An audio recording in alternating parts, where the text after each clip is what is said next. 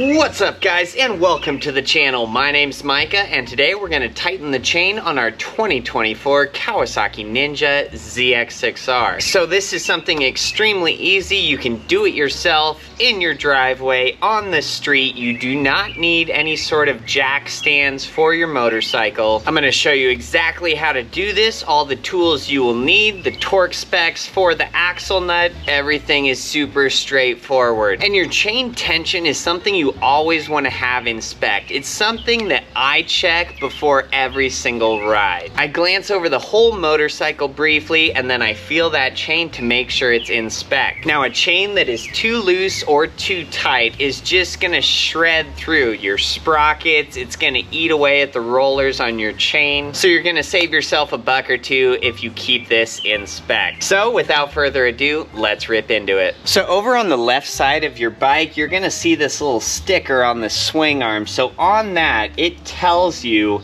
the tension that your chain needs to be at. So it says that it should have between 1.2 and 1.6 inches of slack right in the center on the bottom. So if we pinch our chain in the center here and kind of move it up and down, you can see on ours we have about 2 inches of slack. So we had gone on a little road trip here and we were doing a few wheelies. We were really coming into some gears hard. And so now our chain is slightly out of spec. So we're just gonna move that axle back a little bit, and that will tighten our chain, and we're just gonna get it between that 1.2 and 1.6 inches of slack there. So now moving back over to the right side of our bike, you will see that there is this little pin that goes through your axle stud, and it goes through some grooves that are on this axle nut. So that kind of locks that nut into place.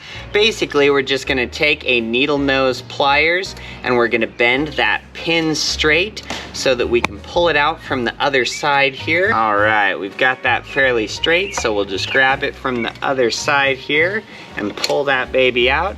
There we go. So now we're gonna get our big ratchet out. The size for this axle nut is gonna be a 32 millimeters. So we will put that 32 on there, put our ratchet on it, make sure that we are set to loosen.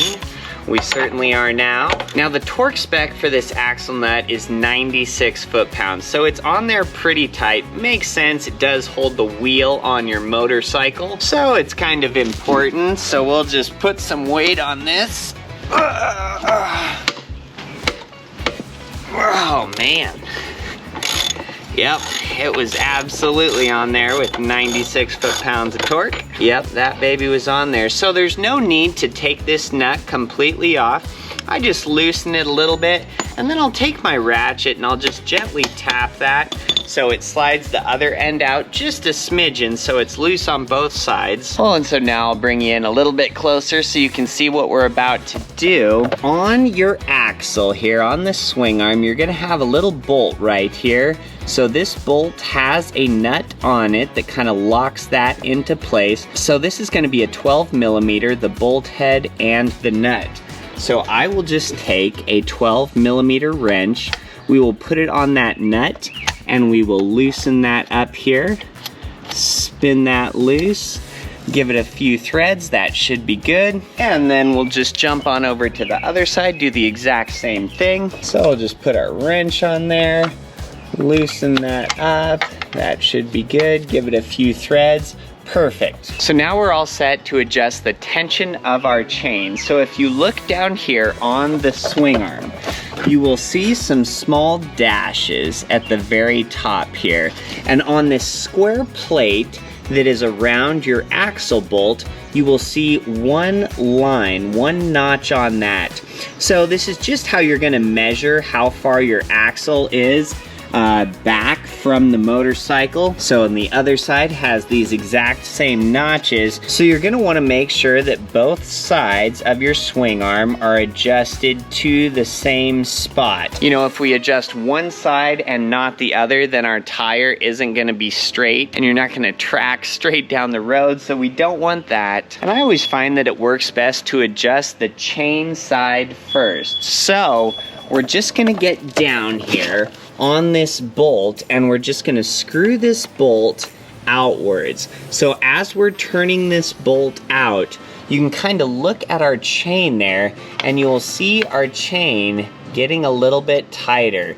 You probably can't see it in the video, but as I turn this bolt, our chain, it's taking that slack out of it. And you can get really precise and get a tape measure down here and actually measure this to make sure that you're in that 1.2 to 1.6 inch zone. Or you can just use a little common sense. You know, I feel like most everybody knows about what 1.5 inches feels like. So now that I've got our chain about to the tension that we want, I'm gonna go to our axle here and I'm gonna look at my notches. So as I look at these notches, I will count 1, 2, 3.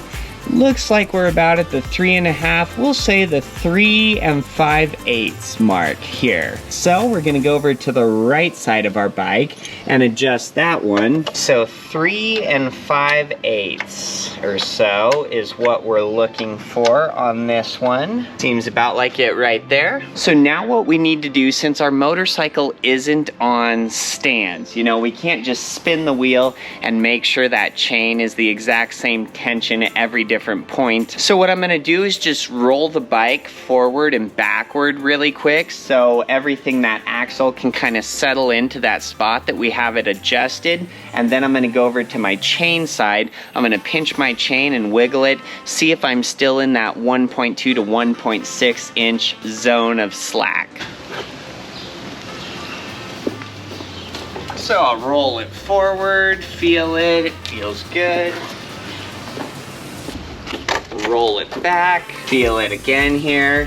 Yep, it feels perfect. I think that's right where we want it. And then I always glance at my marks one last time and make sure that they're both the same on each side. They certainly are. So now what we can do is tighten those locking nuts. Now the best way to do this, or the proper way, is with two 12mm wrenches. So if you just have one tool kit and you only have one 12mm wrench, what you could do is hold your axle adjusting bolt with like a pliers or a needle nose here. Hold the head of that stationary. You don't want that bolt to turn as we're tightening our locking nut, because then it's gonna adjust our axle. So you could gently hold that with a needle nose or something as you tighten that nut. You'll just wanna be really careful if you do that. You don't wanna mar up the head of that bolt. But since I have two 12mm wrenches, we're just gonna do it that way. So I'll put one wrench on the head of that bolt.